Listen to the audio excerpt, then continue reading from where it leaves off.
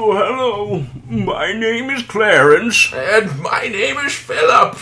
This is Pod Fiction. The show where we talk about our sagging balls. Scrimshaw. Oh, pudding. Blood pudding. Nap time is what I love. And medication.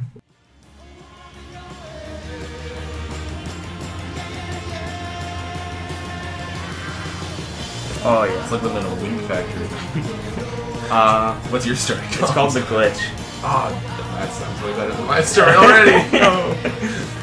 Adam Sandler in The Glitch. Oh my god. I'm Rob Schneider is Adam Sandler's friend in The Glitch. Two wayward friends haphazardly stumble their way into a computer system. Yeah. Oh my!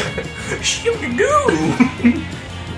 What have I done? Please tell me that is the actual intro to your story. No, it actually isn't at all. Okay, so whenever you're ready, go ahead and start your sweet story by Michael R. Arbona called The Glitch. You know what's funny? My middle name actually is R. Wow. Named Michael Arbona. I'm not going to say your middle name, but I'm pretty sure I know what it is. Ronaldo. That's exactly what I was going to say. Oh, fuck. Ronaldo. We hang out way too much. Fuck's sakes. Brendan's middle name is Kelly. It's not even for privacy purposes. It's just so embarrassing. Yeah. That's my middle name. That's why I don't want anybody knowing. Whatever. I embrace it. Alright, here's the story. Should I tap on the desk for good luck? Please don't. Okay, this is the story called The Glitch. It was the storm of the century, rain pouring down so hard you could hear it crack on the pavement, thunder roaring so loud you'd think Zeus was having bestiality orgies. Running down the street was Malin Weathers. Malin was a vacuum salesman who was having another bad day, caught outside in the middle of the storm. He runs looking for the doors that are open. He runs past an electronics store, but stops to look at the display window. A bunch of televisions playing the news. The weatherman says, "Looks like we're going to have another hurricane coming from the west now, Tom." West now, Tom. Better stay inside, kids. And may God have mercy on us all. And then all of a sudden, 10 feet away, lightning strikes, throwing Malin right through the display window into all the TVs. He lays twitching while the TVs are all staticky. Malin wakes up in a hospital, bandaged. He looks over, sees the nurse checking his IV. I want you to remember that part of your story, because there's going to come a part of my story where you're just going to be like, oh my god. I'll point it out. "Mom, what happened to me?" Nurse looks over to "You got caught up in the storm. Threw you right through the window. No major damage though. Seems like your wounds are healing a lot faster than expected. You're a lucky man. Could have been fatal." Nurse leaves the room. TV in the room is playing Days of Our Lives. Malin raises his hand. "But nurse..." TV gets all staticky. He looks at the TV. "Huh?" He puts his hand down. The glitching stops. Puts it back up. Glitching starts again. "Oh my god. That accident have gave me superhuman abilities." "And with great power comes the ability to do whatever the fuck I want." "I need a costume." Malin at home putting together his costume. "Who should I go after first?" "That's it. I'll go after Manelli, the Italian crime boss." In the home of Manelli's mansion, whatever, Victor Manelli is watching pornography. The TV starts to glitch. What a stand-up guy. "Oh, come on, you piece of garbage. I get 25 minutes a night while your crow sleeps, and you glitch out on me? I think I can make out a boob." He starts banging on the TV. From out of the corner of the room steps Professor Glitch. "Banging on it won't do anything, Victor Manelli." Manelli turns around. "What the fuck are you doing here, you fruitcake? You know who I am?" Professor Glitch looks a little confused. "Duh. That's why I called you Manelli, moron." Manelli starts getting mad. "What the fuck, or what the hell is your name?" Professor Glitch. He stands proudly. Professor Glitch stands proudly. My name is Professor Glitch. Victor rubs his chin a little impressed. Oh, you like a science professor? No. Oh, like an English professor. You seem to know a lot of words.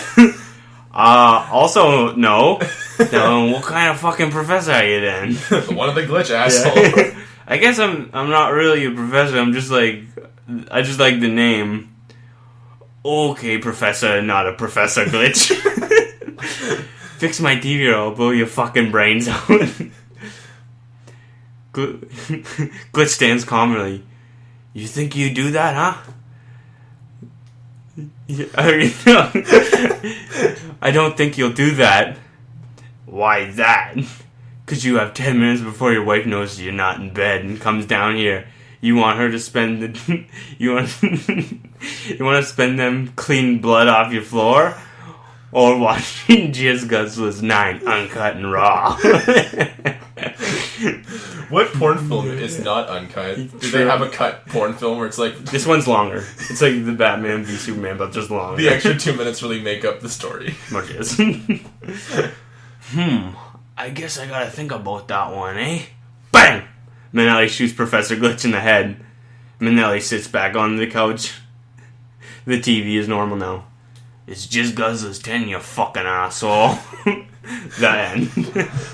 So Professor Glitch just dies? Oh, he did. He's super dead. He's super dead. I guess, he shouldn't have got too confident with his... It's not really a good superpower, so I wouldn't World's say... worst superpower. Exactly, right? Like, all right. glitching TV. Oh, yeah. You wanna know how I got the idea? Okay, I was watching my Android box last night and it started glitching. I was like, fuck. And I'm like, okay, this is actually a little inconvenient.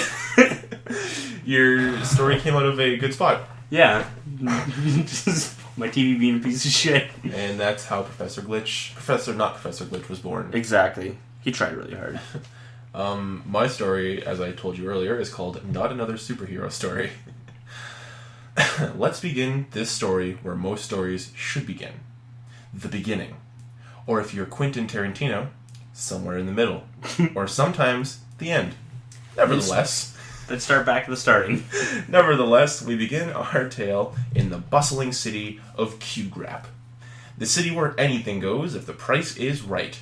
And don't forget to tune into The Price is Right every Sunday at 12 p.m. right here on NBC. In this town lives a young man by the name of Billy Blackwell, a run-of-the-mill kid who will one day run the mill because his name is Bill. Billy gets up in the morning and gets ready for school like he always does, every day before this. But little did Billy know, today is the day everything changes. Billy rushes out the door late again because his not-so-funny brother set his alarm clock ahead again. Hitting the streets, he sees his school bus driving by. He looks around and decides he's going to have to run to school again. Backpack straps tight, laces on point, he begins to sprint. When I get a hold of that little fucker, I'm gonna wring his neck. This is the third time this week I've had to run to school, Billy reflected to himself. On the streets, cars and trucks drive on by, unsuspecting of what is going to unfold in a few seconds. A truck with a heavy load of toxic waste is driving just a few blocks away, and at just that moment, his favorite Clay Aiken CD had stopped, indicating he should change it. The driver thinks, On My Way Here is definitely in my top 3 Aiken albums, but you just can't beat his first album, Measure of a Man. As the driver bends down to change his CD, he took his eyes off the road for a second, and a second is all it took. And yes, I did research Clay Aiken CDs. Suddenly, a small animal jumps into the road, and the truck swerves to avoid it. But it was too late. The driver had lost control, and the truck flipped and turned, spilling its radioactive waste onto the streets. And poor Billy Blackwell just so happened to be in the wrong place at the wrong time. The waste covered the poor boy. The waste covered the poor boy as other pedestrians called for help. The ambulance showed up to the wrong location, and it took several attempts before they found the right spot. Eventually, Billy was hospitalized, but will it have been too late? Billy now... This is the part I want you to focus on. Okay. Billy now lays in a bed wrapped from head to toe in like a comfy burrito, like the ones your aunt used to try and make. The ones that your mom tried so hard to replicate? Yeah, those ones. She could never replicate them quite perfectly. A burrito like that. From being wrapped, Billy was unable to see. Also, just funny that we both had a part of our story where the character was wrapped up in bandages. Billy was unable to see, for his face had been wrapped from the burns. He didn't know it, but on his back was burnt the fully accurate map of Arizona. It doesn't mean anything. It doesn't mean anything to the boy, but one day it'll win him a lot of bets.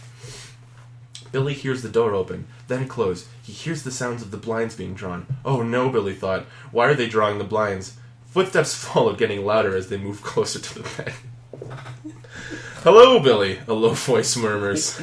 Billy tries to speak, but he feels that his mouth is full of gauze. You don't know who I am, Billy, but I know who you are, the voice continues. My name is Chance. Chance Lance. And I've been looking... Why do everyone have these fucking retarded names? And I've been looking everywhere for you. Literally, you were almost like impossible to find. Something happened to you 3 months ago, Billy. You've changed. The voice trails off as Billy begins to think. Have I been out for 3 months? Thought Billy. You've been granted a superpower, if you wish to call it that. You may not know this, but it took the paramedics hours to find you. You were not even hidden. It took me 2 months to find you, and that's because of your power. You're always at the wrong place at the wrong time. And I just don't deal well with that. Billy sat in silence, not knowing what to say.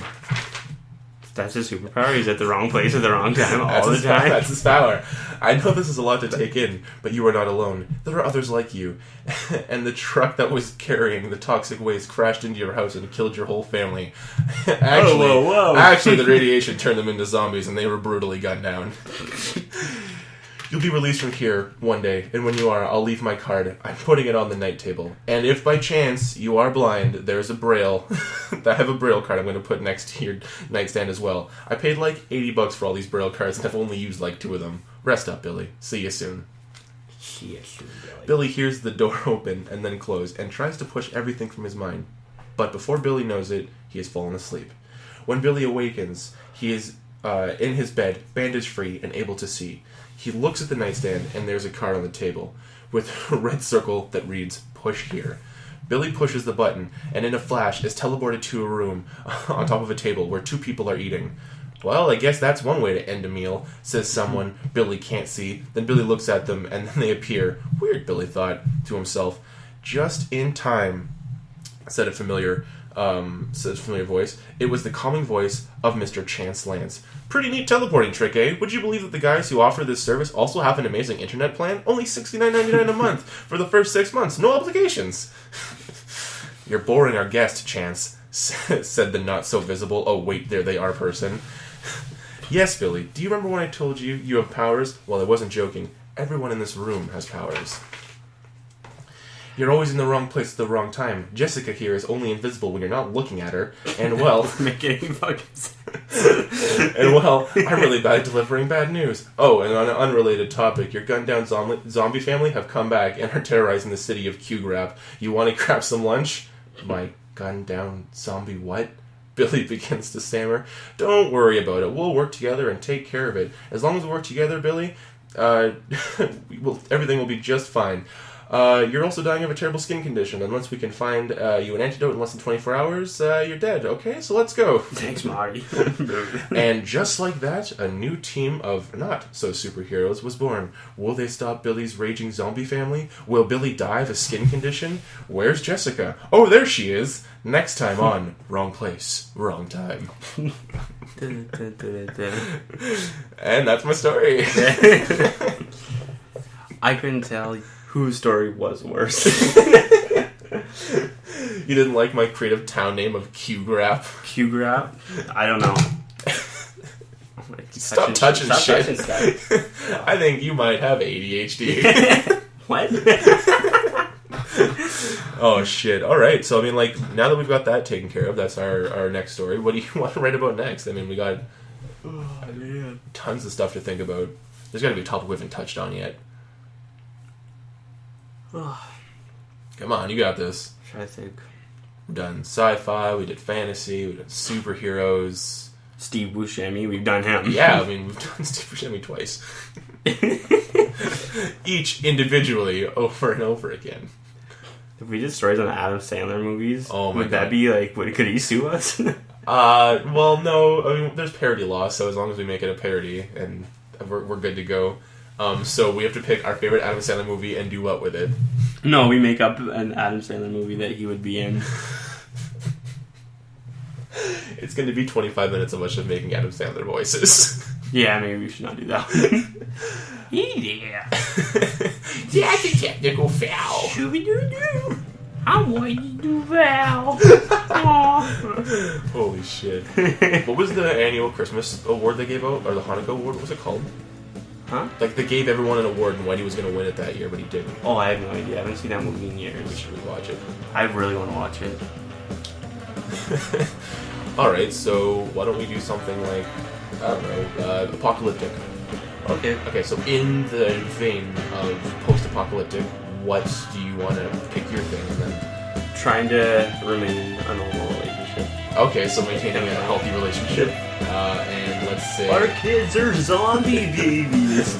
Oh yeah, always bringing up the kids. Always bringing up the zombie babies. Yeah. Can't they just be our actual kids? Do they have to be zombie babies? I thought we cute little zombie babies. They're not raising those fucking kids. Get those goddamn kids out of here. Alright. Zombie kitty. And so, post-apocalyptic, maintaining a functional relationship, and a technology that'll bring about a new era. Okay. So, like, technology Zorlon 5. technology that can end the apocalypse. So I guess that's an easier way to say it. Okay. Sounds like a good Rick and Morty episode. It is a Rick and Morty episode. Rick Potion number 9. What? Yeah. So you're stealing all your ideas from No, Rick and fuck Morty? you! Okay, well, it actually is consulted in. So what happens is there's a school dance, and Morty wants to impress Jessica. So he asks Rick to make, like, a love potion for him, so then Rick just, like, haphazardly makes a potion, and then gives it to Morty, and he's like, just put it on her. And so he puts it on her, and she falls madly in love with him, but then she starts to mutate, and then everyone starts to, like, mutate because they have the flu. It's really funny. We should watch it. Yeah. Okay. Any final thoughts for next week? We have a lot of really, really bad stories for you guys. If you listen to more than one of these episodes, you're... Check yourself, get some... Yeah, maybe actually maybe check yourself into the fucking loony bin. We don't even listen to this shit. We just record it, put it on up. Yeah, the Facebook. Yeah, if you enjoy this, then... Don't forget to like, comment, subscribe, follow us on Twitter and Instagram. Yeah. We're all huge Trump supporters. Go Trump, go. That's enough of that. Okay, yeah. Till next week. That hair's fantastic. Goodbye. Trump wins.